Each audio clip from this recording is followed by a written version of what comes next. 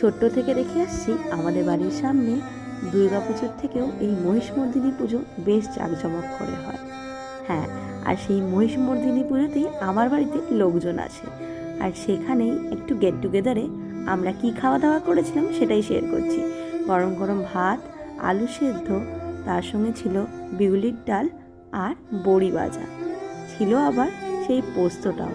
আসলে আমার বাবা তো একটু এদেশি, তাই জন্যেই এই পোস্ত আর বিউলির ডাল বাবার খাবারে চাই।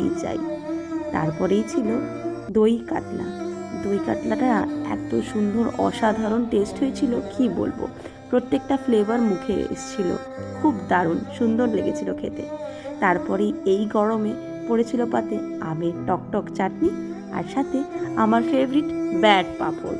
এ তো আমি ছোটোবেলা থেকে খুবই ভালোবাসি খেতে। আর তারপরেই ছিল একটা খুব মিষ্টি আর মিষ্টি দই। ধন্যবাদ।